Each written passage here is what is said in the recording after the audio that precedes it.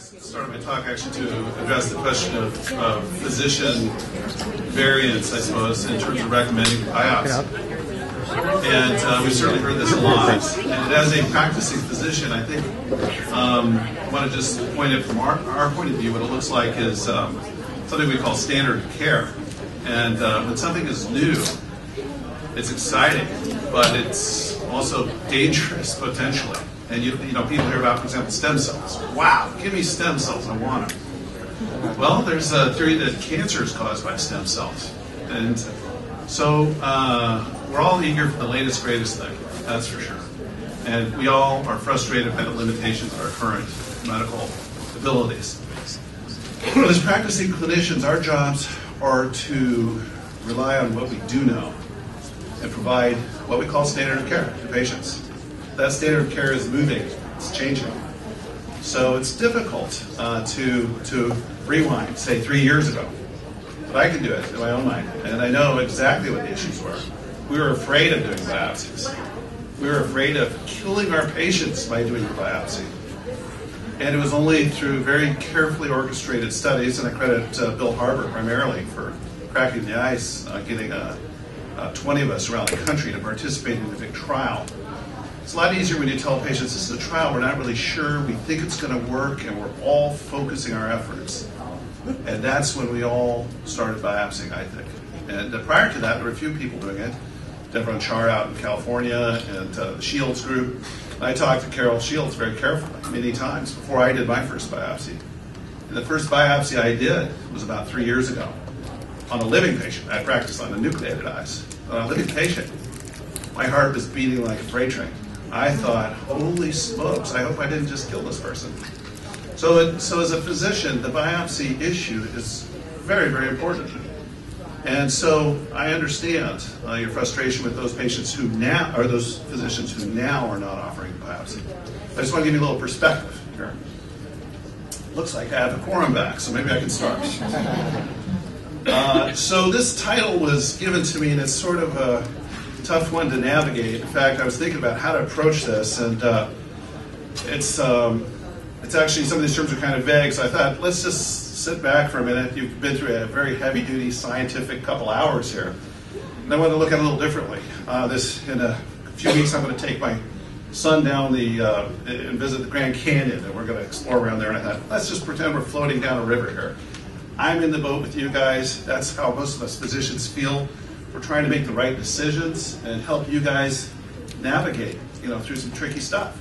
And we don't know all the right answers, but I think as we go through the talk here, I'm just going to point out a few things that I think are interesting concepts, ways to think about this.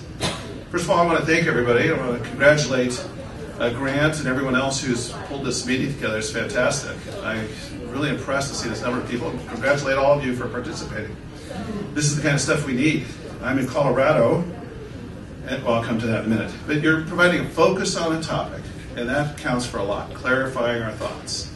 Not only that, you have the will, the interest to push us to do more, push all of us to do more. And I think this is going to create opportunities as we go down the road. So I encourage you to keep up the good work. Definitely not alone. Every year, we have about 2,500 cases, is what we heard. That adds up. 4 years, that's 10,000 people in the United States. And there's many more worldwide. Someone talked about the International Society of Ocular Oncology. Well, across the pond, we've got a whole bunch of Europeans that are genetically Caucasians, right? And so they're working on solutions as well. And I think as time goes on, we'll find that we extract more information from their work.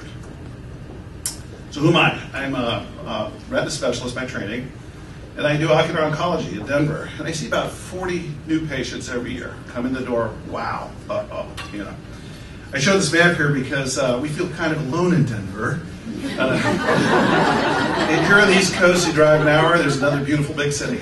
And out there, we're kind of, a lot of desert and stuff. So this was a map, actually, of the COMS. We heard about that trial earlier. And I actually took over the practice from my father, who worked for many years. And Dave Abramson, who was in New York, showed this map to my dad when he was trying to recruit him to the COMS. He said, look, we've got a big circle here. It's about 1,000 miles wide, and Denver's in the center, and you darn well better do this study. So we have a bunch of patients out there where Denver is the center of the world. They come from Montana, Wyoming, they've driven for 8 hours, and they want to be treated and get standard of care in Denver. So we try and provide that. So what do I believe? I don't have disclosures, no financial interest, but this is, I want to disclose my bias, actually, the way I think. I did train in a laboratory doing molecular biology work for quite a few years, and I studied cellular division, and I cloned genes and sequenced them, purified proteins, and of course I was working on microbes, not humans, but nevertheless, I believe in science. It sounds dumb, it's like one line from a movie, but I do believe in science. It works. The genetics is reality, and we're discovering that. As we scratch beneath the surface, by gosh, this is what we're made of. And you make a little change in a gene, and it makes a big difference in an organism. I'm calling it uveal melanoma. We call it ocular melanoma. I'll use the letters UM for the talk here. It's a complex disease. It seems simple. You got a little bump in your eye, treat it. Now it's treated. As we all know, it's much more complicated. Not only medically, how do we manage it? Scientifically, how do we understand it? But as individuals, you all are grasping at how do I do this? What is my situation? So I'm going to show this diagram. It's a Venn diagram. Many of you are familiar with it. Kind of throughout the talk, it just gives me a geometric way of thinking, I suppose. There's overlapping systems at work here, and we're just part of it. I'm just going to present part of it, probably the part about the body, I suppose, in this part. But you're all composed. This was a Greek model, by the way, the 3 parts of being a human being: mind, body, spirit. And I'm not going to go into that too much, but we'll see that as I go through this talk more. So many of you, how many of you are actual patients who have melanoma? Good to see how many. So most of you. And the others, I assume, are related to people with melanoma? Okay. Well, you've all been through this then. First phase. I like to break it up into phases, especially, when we were in medical school, they tell us when you first meet a patient and you say, you have cancer, boom, they don't think anymore. Oh my God. And I call it shock and awe. What is this? I thought I had a cataract, someone said, and that's very common. I had no idea. Usually I'm the 3rd doctor to see the patient. They saw an optometrist, then an ophthalmologist, and then they see me, and they don't know what they have. So staging is important. It's not only your eye, but it's your whole body. We've got to get you scanned and see what's going on. Phase 1. And this happens very quickly, as you all know. Boom, just yesterday, and now here I am. Phase 2, treatment. We get treatment underway, and it's scary, obviously, to have this piece of metal or whatever it is you're doing, nucleation. At least you're doing something. I think most people at that point feel like, okay, I've got my seatbelt fastened and we're moving. I feel better about things. But again, this is just maybe a day or a week or 2 after diagnosis. So it's pretty rushed. You're having to think about a lot of things. And I want to emphasize, actually, at this point, clinically, as we're physicians seeing you guys, as you've been to our offices, ophthalmologists, retina specialists, oncologists, we're pretty busy. And our schedulers give us about 5 minutes per patient. Hello, hi, how are you? Okay, goodbye. And you come in and we go, wow, you've got cancer. We can treat it. You can choose between this and that. You can travel. You've got genetic testing. And there's a lot to absorb. And so this goes to the point of the prognosis, the testing that's available, and you guys have to make quick decisions pretty much, because within a week or so you may be asked to have your biopsy, and you make that decision, you can't go back on it. Either do or you don't, and that's tough. Phase 3 I call is adjustment to treatment. After the treatment, the first couple of months you had something happen to you and now you're recovering from it. Your vision, struggling with vision issues, getting back to work. But really phase 4 is kind of the most important thing. What do I do now? Surveillance, and that's what the topic has been the last hour here. I think we're very good at primary treatments. It's very important, obviously, those decisions, whether to have your eye removed and to keep treating your eye to restore your vision or recover or stabilize your vision. But really, the big question we're all asking is about metastatic disease. So phase 4, and we've seen similar slides earlier, surveillance is related to prognosis. And I think the testing gives us a glimpse into that. Testing or clinical criteria, as we talked about. How much do I have to worry? What's my risk? How often should I be tested? How do I know if I'm low risk or high risk? So if you haven't had the genetic test, you can go back to the clinical parameters at your diagnosis. How big was my tumor? Where was it located? it'll be interesting to see as we go forward how these two methods of providing prognosis, clinical parameters and genetic testings, how well they sync. Because we all have the outliers in the clinic. I've had a patient with the eye literally completely full of tumor who comes back class 1, and he's now ways out. We went back and looked at his nucleated specimen to get class 1 determination. In fact, he was diagnosed 10 years ago. He's class 1. Anyway, so there's, let's see, difficulty. Oh, the other difficulty is most doctors have not even heard of this, as we talked about earlier, and that's really tough. You say, okay, I need to see a specialist. How do I know I'm getting the right advice? How do I know that this guy here really knows what he's talking about? And so we all struggle as physicians to develop consensus opinions, and that's why we participate in meetings and go around the country. And next week, the Shields are hosting a meeting in Philadelphia, and quite a few of us will be there, and we share notes. So, but we owe it to our fellow ophthalmologists to propagate that information down the road to spread it as well. So we're obviously not doing as good of a job as we need to be doing, but I think through efforts like the OMF, hopefully we can improve this. Okay, interdisciplinary approach. We've got all these doctors all working together, and somewhere in the center is the patient. And even anymore now, I don't think that the primary care doctor even really knows much about what's going on. In fact, I look at the PCPs as almost the gatekeepers for insurance. Okay, we'll sign off on that. But they don't really understand it. Even the oncologists, to a large degree, don't understand it. I'd say even the ophthalmologists, or even I, probably don't really understand it that well. How do I tell you what to do? Well, I don't know.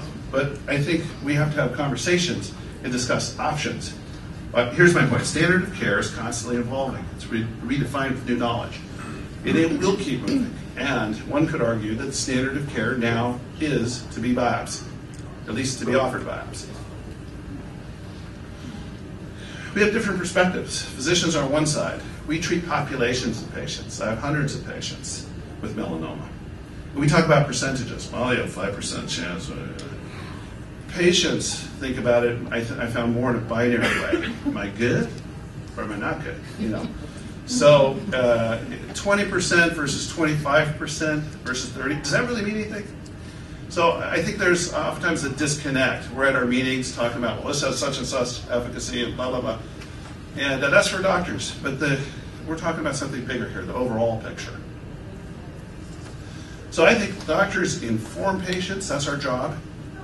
And we need to advise them, saying, I would choose this. We try to make that best choice there. And then, of course, execute the treatment plan. Patients, however, last I checked, it's a free country. You guys still get to choose. So we have some patients, believe it or not, that have been told they have melanoma in their eye that can spread, choose no treatment at all. So it happens once in a while. And we wrestle with them, but we let them make that choice. So I know none of you made that choice, I assume. Anybody here make that choice? So it's complicated. We cannot tell patients what to do. And I cannot predict what any individual is going to think or say. So clinical decisions are brokered, the patient's opinion, the medical opinion, and then community. And by that I mean, what's the culture? If we're in Europe, we have very different options for socialized society. It's very interesting to hear what the Europeans propose, how they propose to treat this disease. But also insurance. What is insurance going to pay for? And I think that's a big one. And that's a very important issue. Surveillance. Let's move a little bit here down the river. Where do we look? Well, we know it spreads by the blood, and it usually involves the liver when it spreads. Although other sites are important. Is that graphic spinning around? Okay, that's one of my patients that has a lot of mets, obviously. They're lighting up on a PET CT. PET CT is a pan-man scan. It shows the whole body. Very expensive, a lot of radiation. It's like, but I do it as my first test. Is it the right test? I don't know. We'll go through it. No, you ask anybody, you get a variety of opinions. If they own the testing center, they might give you a different opinion. So how do you do this? Observing, watching. Some people say, I don't want to even look. Just leave me alone, and I will monitor my health. And I think that's reasonable. And I support people if they want to do that. But they need to make an informed decision if they're going to do that. They need to know what their options are. We've talked about liver function testing. That's real easy. Draw a little blood, send it off. It's easy to do, but its use is a bit debatable. How good is it? I think there's a role for it. I think it's easy and it's harmless, and there's probably a role for it. So I don't object to doing it. Maybe it's okay. Chest X-ray, well, if you're going to have a big scan, I don't think you really need a chest X-ray. But in the past, chest X-rays were standard. And if you're going to do liver and abdominal ultrasounding, then maybe get a chest X-ray too. That might make sense to put it together. The ultrasound is low cost. It's easy to do. It's really amazingly sensitive. The problem I have with that myself is just that I can't look at an ultrasound image myself. Whereas if I have an MRI sent to me, I can look at it and go through it. But as a physician or as a patient, it's hard to look through an ultrasound image of your abdomen. Of the eye, that's different, but of the abdomen. Nevertheless, it's very sensitive. It's low cost. It's easy to do. And I think it's really the predominant form that's being used for surveillance in this country and in Europe. MRI, you don't get as much radiation. There's some magnetic field things you've maybe got to think about. In general, it's safe, though. You don't have any metal parts in your body. And that's reasonable to look at your abdomen. CTs are also very, very effective, but it's about like getting 400 chest X-rays right then and there. I don't know if you want to get a CT every 3 months, So these are things you need to talk about when you're talking about surveillance. How do you watch me? What's the effect of this diagnostic procedure on my body? And then PET CT, obviously, I think is like the most amazing thing. It synthesizes anatomy and physiology, and you get this amazing picture. But again, I just use that for the initial staging work because it's a big net. I think I'll catch every little fish in it. But again, this is debatable. And some of my patients do have PET CTs done routinely on the advice of their oncologists. So my point of this is there's not a national standard. There's not a rule. There's not a law that tells us what we have to do.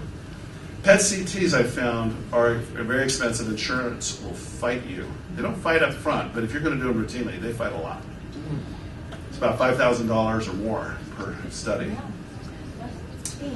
Future, we're looking for the future. I'm really hopeful for this one, although it's not here yet. The idea is looking at circulated tumor cells. There's been some scientific work to show that this can work. So you can sample peripheral blood and look at the DNA, and do you have a melanoma cell swimming around in your blood? And you can detect it this way. How reliable is it? How sensitive is it? These are issues that need to be worked out. So it's not ready for clinical testing now yet, but it's been done by a number of groups as a research effort. So hopefully we'll have something that will be easy and sensitive and won't involve dangerous radiation in the future. Okay, let's talk about molecular testing. Another bend in the river. Well, let me pause. Was there a question here? We good? I'm trying to keep fast if I can because I know we're running late. Okay, molecular testing. We talk about people have heard of gene chips, monosomy 3, class 1 or class 2. I think we're all looking at the same thing here: high risk, low risk. And why would we do it? Well, the advantage is about 50% of the patients that are newly diagnosed are low risk. Now, as Derek said, that's not no risk, but it's low. When you look at the data, I was fortunate enough to be part of the collaborative group with Dr. Harbour. Over 500 patients, the risk, if you're class 1, is very low. Now, there's class 1A, 1B, I'm not going to get into that right now. But about 50% of our patients, we can say, wow, you have a very low chance of having any sort of spread of your disease. High-risk patients we can identify too, and you can rationalize quite well, saying if you want the surveillance, we need to be doing it more frequently in you. We need to be watching you more carefully. Disadvantage, I found the big one in the clinic is, what do you do if you're class 2? So you walk in, let's say you've had a clean scan, melanoma, been treated, you're class 2. What do we do now? Well, we don't really know. There's no specific treatment that we can say, here, this is going to work. Patients have increased anxiety, frustration. It's very tough. These are hard. This alone is why some physicians do not want to order the test. I have heard ocular oncologists say, I do not know what to tell my patient if they're class 2. Therefore, I do not want to order this test. Heard that more than once. All right, show and tell. Take a little breather. I like to have a lot of images to spice it up, but I'm afraid I didn't get them working. This is a biopsy of a tumor, intravitreally. That's a 27-gauge needle. And that was my steady hand at work. So it looks pretty easy to do. But I'll tell you, if I had shown this to someone 10 years ago, I would have freaked out. Oh my God, I can't believe you did that. It looks pretty easy, and it is actually from a technical standpoint. But as we know, it's a much bigger, more complex picture. Can you show it again just for... Sure, yeah, I'm sorry, that went pretty quick. The actual surgery takes about 30 minutes, maybe even less. The biopsy part, maybe 20 minutes, 15. There's the needle coming out of the tumor. So again, I do a lot of vitreoretinal surgery, so from a technical standpoint, this is not that hard to do. But it's, as I tell everyone in the OR, I mean, we actually have special staff that just comes in just for this. I said, do not be deceived. This looks easy, but it's very easy to screw this up. Because this goes passed off the field, off a sterile field, to an assistant who has to be sterile and put it in a tube, not get any of her DNA in the tube somehow by rubbing her finger or sneezing. And then that has to be processed and sent off to, we send it to Castle Biosciences. So this is interesting now. I want to just paradigm. Are there two kinds of melanoma? I mean, in the clinic, I can't tell which ones are class 1 or class 2. I've seen big class 1s and small class 2s. In general, we think class 2s are maybe a little bigger overall as a population of tumors, but for an individual, can't really tell. Can a class 1 turn into a class 2? I think that's the big question we don't really know the answer to. And so I think it doesn't affect the treatment of the tumor. I'll just say that right now. If you're class 1, I'm still going to recommend treating that tumor because I don't want it to turn into class 2. And it may be that if we treat class 1s, we've just saved somebody, you know. So, but nevertheless, this is not the purpose of the test. The purpose of the test is for prognosis, not diagnosis. Interestingly, though, I think this is a new paradigm, a new way to think of the disease. Oh, and I want to emphasize, there's two populations of patients. I have a little trouble when I get on some of the chat lines and read what people are writing, and I realize, you know, that people don't know which class they are, or I don't know if I'm high risk or low risk. And we've had even little patient groups in Colorado talking to each other. And, you know, they may not have the same disease, really, and so it's challenging. So in our experience in Denver, in 3 years we've been doing this, I've done 85 biopsies, and I had 10 patients say they didn't want them. And interestingly, 3 of them were nurses. And I don't push it. I just explain what it is, and if you want to decide, we've got to decide now. But if you don't want to, and the people that don't want to, I don't know, I like the wills information, that was very interesting. They just tell me, I just can't tell you why, but I just feel like I should have it done. And that's fine. We found about 50% are class 1, and then the other 50% have a higher risk profile, class 2 or this class 1B thing, which Derek would be happy to explain to you, I'm sure. Higher risk patients, all, in my experience, have chosen to be more frequently monitored. And I recommended that too. I think if they asked me what to do, I said, we should watch you more carefully. We've only seen metastatic disease in this 3-year period in the class 2 patients. I haven't had any class 1 patients have metastatic disease. So we're getting a picture of if you're a low risk, sort of how do we think about it? Well, observation only might be reasonable. In fact, I think Dr. Harbour, I don't want to quote him out of context, but he may recommend that to his patients. Let's just see how you do. You maybe don't need scans. Or maybe less frequent scanning. Let's get ultrasounds. Let's do liver functions. Less invasive testing. The advantage is these patients are much less worried overall. And then it is interesting that's come up. Some patients, I don't know if any of you have been denied insurance or life insurance or pilot's licenses or other things due to your diagnosis. Anybody here have any denial of any such thing? Lost your job? Life insurance. Life insurance? I think life insurance, health insurance. I mean, I think there's a rationale perhaps to say, look, I'm class 1. You got to give me life insurance. My risk is low. I don't know. But that's hopefully something that can be used to your advantage. Overall, I think we're saving the patient money and the system money, and it's rational. I don't think of it as a dangerous thought process. Yes? Wouldn't the insurer just come around and use the same words? Low risk doesn't mean no risk? Very well. Yeah, I'm not, but I think, as we know, they look at actuarial tables to make calculations. But I think you could perhaps have leverage. I'd be interested to see, just go down the road about that. But you're right, insurance companies, they say no first, and then they make you fight for everything. If you're high risk, more frequent testing, We can detect things earlier. So if you know it's coming down the road, you're looking for it, you may find it before you develop symptoms. You could also enter clinical trials for what I call pre-metastatic patients, or adjuvant trials. And my patients have chosen to do that, several of them. Disadvantage, what to do? More anxiety. This definitely can affect people in a bad way. And also, this can definitely be used for, you're supposed to be protected from genetic information by the, whatever that thing's called, GINA, I believe, genetic information, for short-term health insurance. But for long-term disability, I think you can be denied, perhaps. I have a young lady, 30 years old, just got married, diagnosed, wants to have kids. Treated her, did the test, class 2. She didn't know what to do. And I've heard varying opinions amongst ocular oncologists, which some say, no, she should go ahead. And other people, no, better not. And I don't know what to tell her. I feel terrible. I said it would have been easier if we had not biopsied you. You would have gone on and had a kid, and who knows what would have happened, but it's really tough. These are, plays out in various forms. So I want to be cautious. The test, I sound like I'm all gung-ho, test. And in a way I am. The science of it, I believe, is useful. We have to be careful. There's limitations. You can't repeat the test. What if there was a mistake made? How will you know?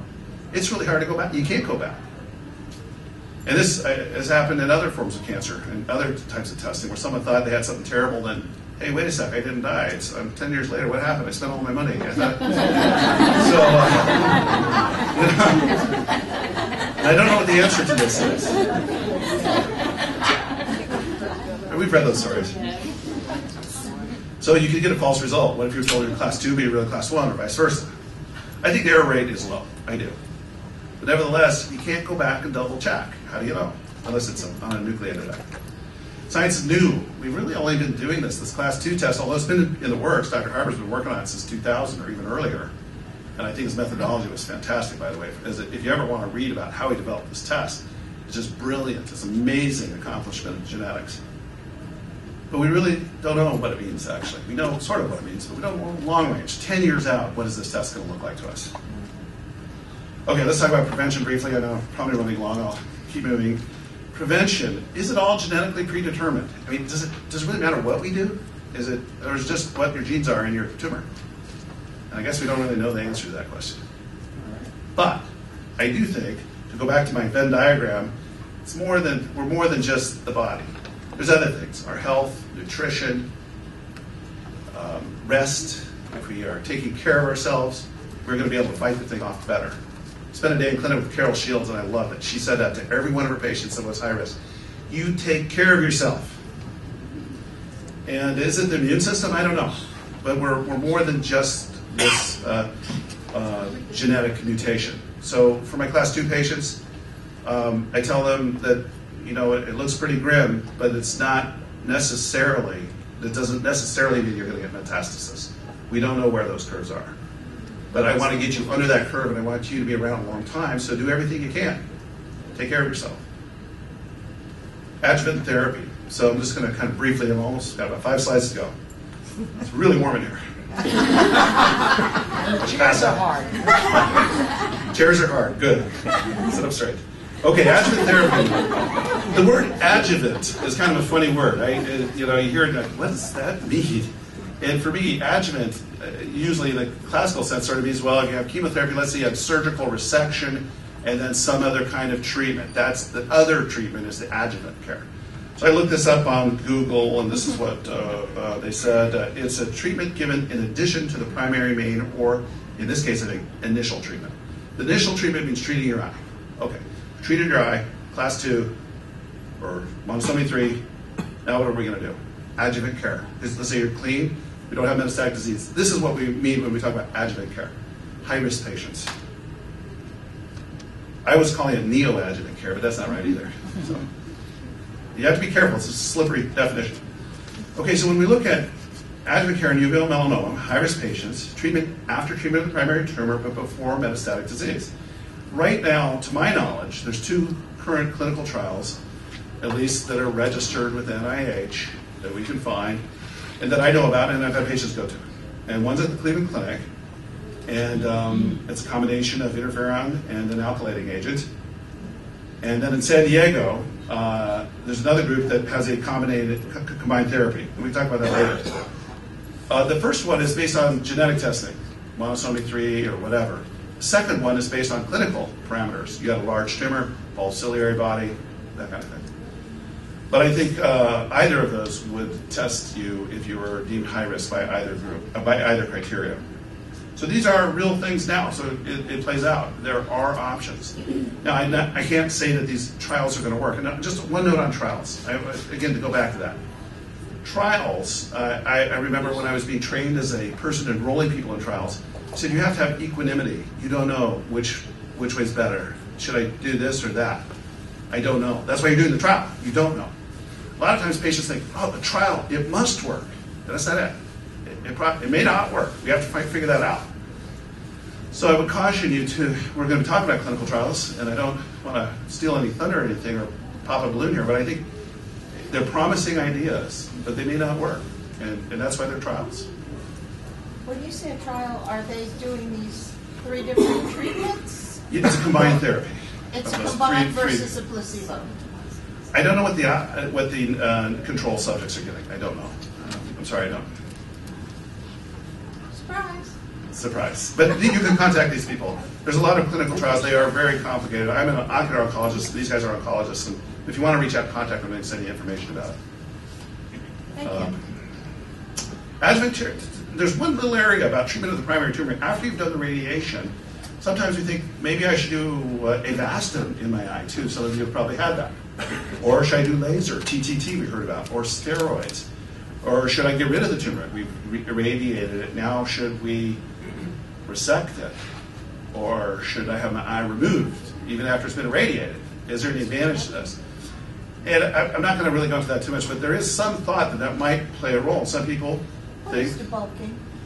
Well, that was my word, where you go in and just remove as much of the tumor material as you can. And presumably it's safe because it's all been irradiated, but some people think it's still there. In fact, it's still alive, you know that?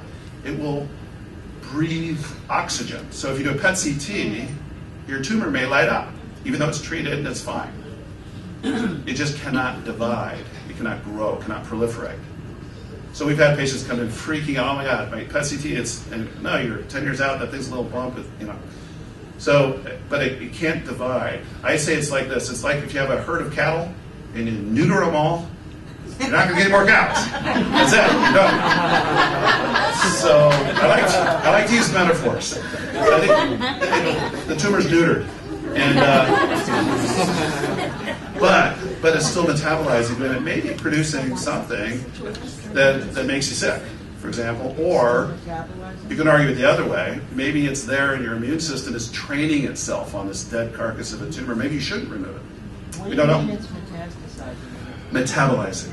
I'm sorry. It's metabolizing. Okay. Sorry. That's okay. I'm sorry. This is going long. So I'm going to talk about just the final bit here. How do we rationalize adjuvant therapy?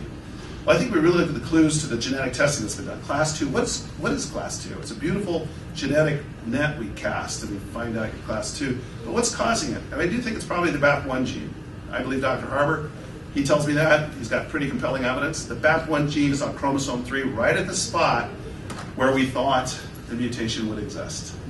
So you lose the whole chromosome 3, and that's a big chromosome, but there's probably that one key gene. And I believe that's what it is. You lose a whole chromosome, the other chromosome's got a bad copy of that gene, probably. So now you don't have any BAP1. So this is an opportunity for trials. Who knows what we're going to do? But I think we're really starting to pick apart the molecular mechanism of this disease. Older models is what I do to destroy tumors. Surgery, radiation, ablation, chemotherapy. This can cause collateral damage, but this is how we treat cancer in general. Newer models that we've all heard about, vaccines, or immunomodulatory agents. Let's train this awesome system we have, the immune system, to go attack in a very specific fashion the cancer. And I think it's very fascinating. I think the newest model will perhaps be exploiting this information we have about the genetics. What's the machinery? How does this tumor work? What's that BAP1 thing do? I like the analogy of bacteria and antibiotics. The reason why we can take antibiotics and kill the bacteria is the bacteria have a fundamental different metabolism than we do. And the antibiotic specifically goes to that one enzyme that they use and we don't, and kills them. And that's what we're looking for with us, with the tumor therapy down the road. That's our goal. We're not there yet. So to design a trial, you're going to want to say, let's select the high-risk patients. Now, you can make an argument, let's also treat the low-risk, but let's just say for now, it's easier to think about high-risk patients. Then you can say, look, I've got 100 people, they're all high-risk. I can do a study with fewer people. I need less money to do it, and we can get results, scientifically meaningful results quicker. BAP1, on the bottom here, BAP1 is a defect that may be offset by some drugs we already have. We've heard of HDAC inhibitors. It's a little bit of a complicated logic. In fact, there's about 18 different kinds of HDAC inhibitors. So about a year ago, I said, dang it, I'm going to start my own trial. And I started going through and I was like, you need to get a bunch of scientists together to figure this one out. What's the appropriate drug? What's the appropriate dosing? So you need to, but I think that's the next step. Let's have a clinical trial here. And I know some people are probably doing this. I think Bill Harvard's doing this maybe on a small scale already. But I would like to see a national trial, a bigger trial, involving more centers, spread the word out there. And we can also, it would of course be based on genomic classification, but we can also set a standard for surveillance. Let's think it through. What makes sense? And then let's all try it out. We all practice the same way for a while, and then we can really interpret our results. That's what the COMS did. It was very valuable. Funding is going to be key to make this thing work. I hate to say it, but I think you guys are going to be the ones knocking on doors and helping us raise money for this kind of thing, and talking to people and trying to think how we can get more money, put focus on it. So finally, more research is needed. We want targeted therapy. We need to understand BAP1 better. I do think that's a key mutation. And it's teamwork. So let's all work together. Thanks for your time. Hope I didn't run too long. Yeah.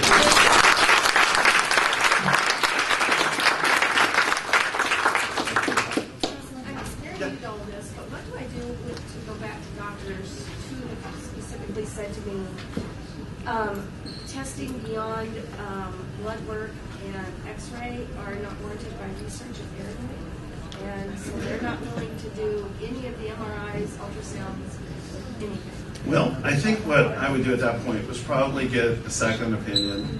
And it's not that they're bad doctors or it's wrong, but it's certainly there's a lot of literature out there to support that point of view, frankly. In my state, there's only one ocular oncologist, and that's not acceptable. So now I'm looking, I live in Arizona. Right. Now I'm looking like maybe I go to Denver. Well, no, I think that it's a to talk about it being an orphan disease. There's not that many, and you need to look at the centers and the experts, and perhaps write to some people who have the real pull, the shields, or Matt Wilson. Someone talked about. There are a bunch of people around that are nationally well known. But I think you want to pursue that, because if you're trapped in a local environment, you need to make a broader appeal. Okay. Does that make sense? Yeah.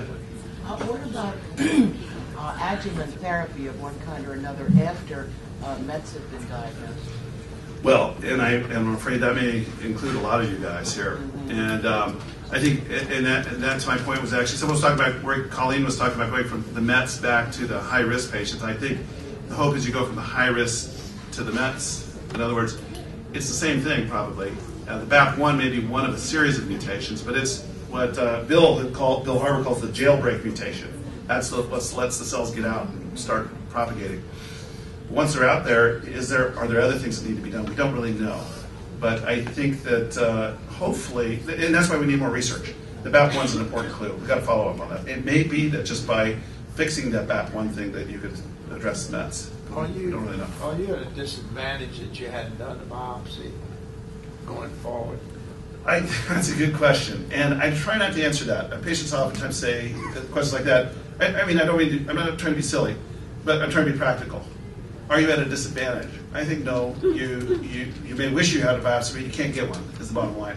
So you can't go back to your clinical parameters, say I had something this big, and I was this age, and there's a guy, Bertel D'Amato, over in England, has a program that you can plug in all those things, and it says, oh, here's your risk. I don't know if it's real or not, but he's trying to develop a risk calculator based on that sort of thing, yeah. Have the Europeans had any success in treatment that we don't have? Because they have different medicines. I don't think so, Colleen. I don't think so. They use different forms of radiation. They use ruthenium, and we use iodine, but it's basically the same thing. No, I don't think so. They do more monosomy 3 testing, and I think some of that's changing. Yes? I'm working in Germany actually, and I will talk on human therapy later on. But isn't it very important to do a biopsy to keep your chances of being included in a clinical trial open if you're high risk? After the radiation, you can't define anymore if you're high risk or low risk, and thereby you're just making your chances very small of entering clinical trials later down the road if you do get metastases. And I know in Germany we're very different because most patients are inoculated. Really? Yes, we're very old-fashioned, but I think there you have a slight advantage later down the road. I don't know. I don't want to break up a human No, I think discussion. that's it. Did everybody hear what she said? No. Try. I think she was speaking German, but I think I can understand. No, I'm kidding. No, your English is very good. She was saying, shouldn't you have to, be compelled to have this because that will allow you to participate in future trials that will probably be developed, and the entry to those trials will probably be based on knowing what your profile is, and we tell that to our patients. I think it's a very compelling reason to be tested. Again, we present information and let patients choose. But I think that's a very good reason to choose to do it. Yeah. On collateral damage, one of the things in initial radiation is neovascularization. What is the current adjuvant therapy? For neovascularization in the eye, Avastin clearly works very, very well. Laser as well, I think, is necessary in many of the cases. That is a traditional argon laser. Who does that? The ophthalmologist or? The ophthalmologist typically, Or a vitreoretinal specialist. In my experience has been a lot of vitreoretinal doctors they don't want to touch it. So they'll defer to people like myself. I'm in a group of 10 retina doctors, and I'm the only one that will treat those. Because the other guys just, don't want to touch it. But it should be treated, and Avastin works beautifully, as does the laser. But there's also surgery that can be done on eyes afterwards. If your eye ends up bleeding, you can have vitrectomy surgery done. I think that is a topic later, perhaps.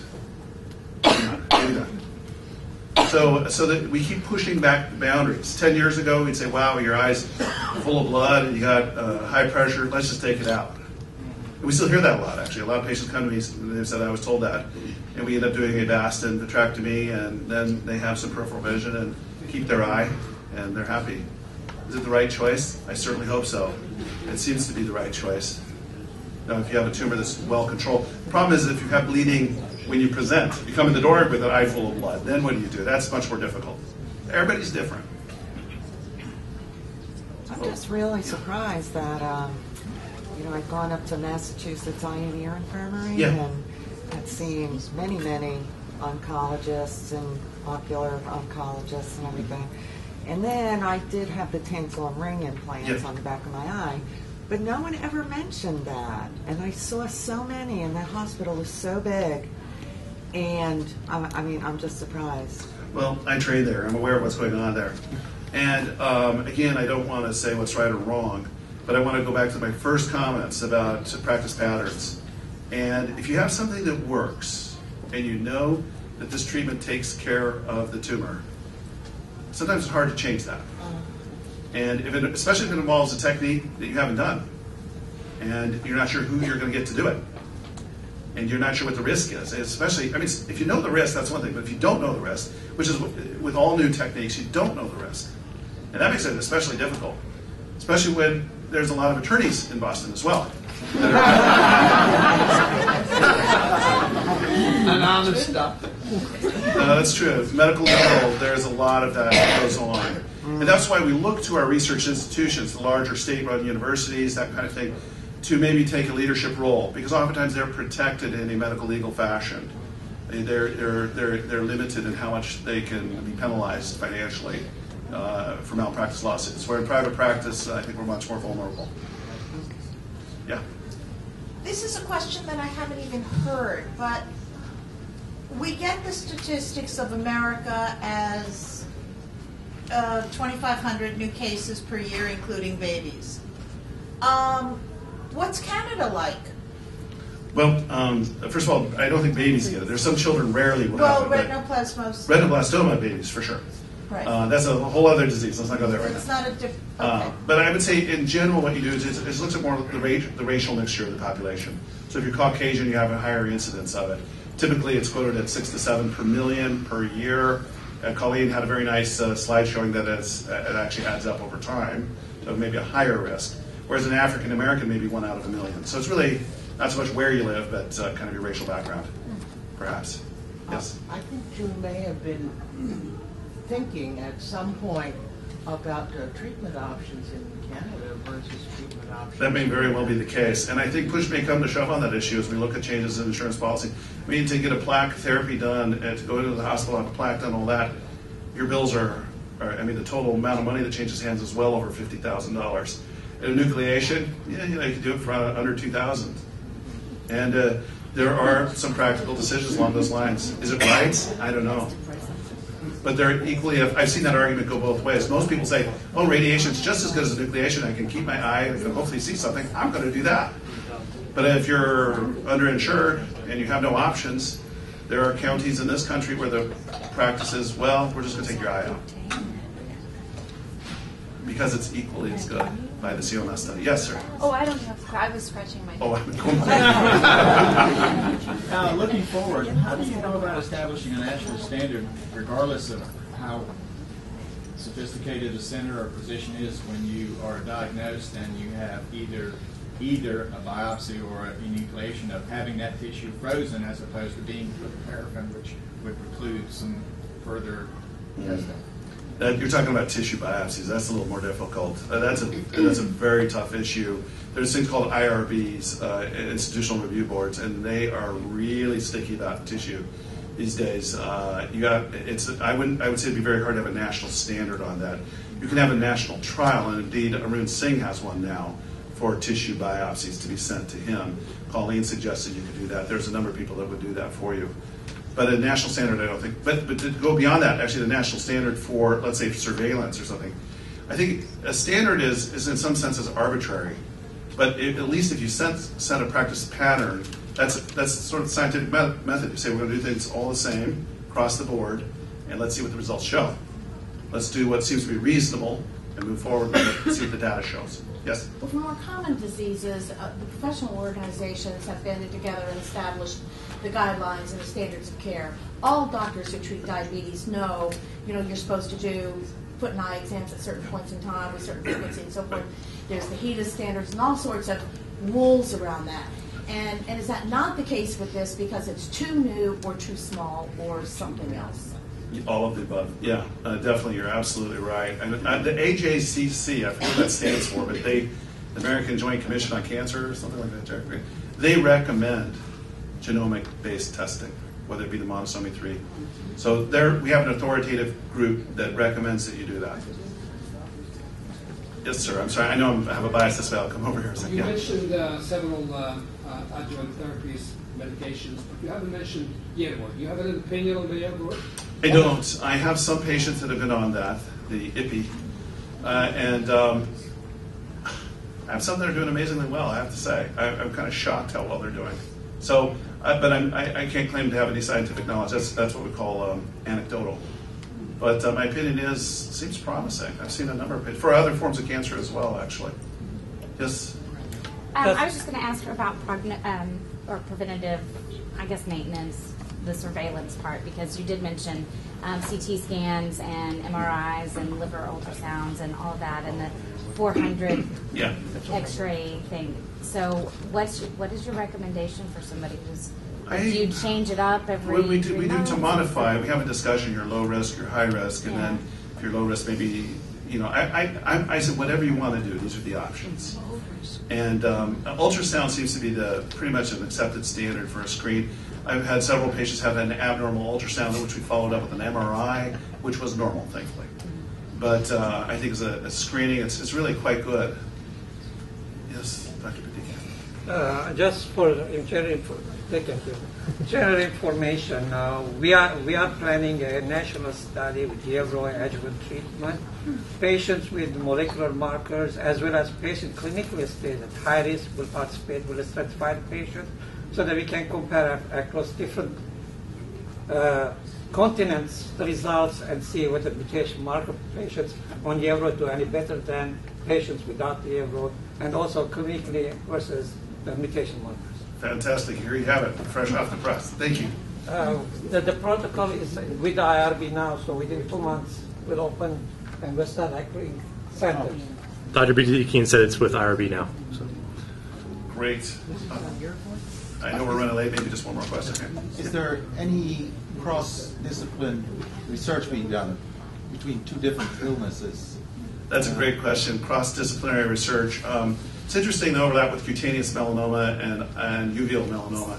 They're two different diseases, or maybe three, but they're distinct entities. They're not the same disease. And yet, maybe something that might work with cutaneous might work with uveal. And so some of the clinical trials we look at are either, you could have either diagnosis. Well, I was thinking more of mesothelioma because that seems to have a relationship genetically with OM.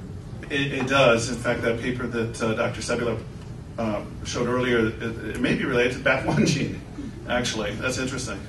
Yeah, but I want to emphasize one thing about research. It's fun. We all want focused research. Let's do this. But there's a process called serendipity.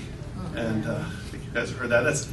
I don't know what it means exactly, but I know what it is when I say it. You're researching on something, and by gosh, if that did it, figure out a different problem over here. So I think in general, to support research in general is a good idea. And we don't know where the next clue is going to come from. It may be from a focused effort, and I certainly hope so. It may come from somewhere else. Thank you very much.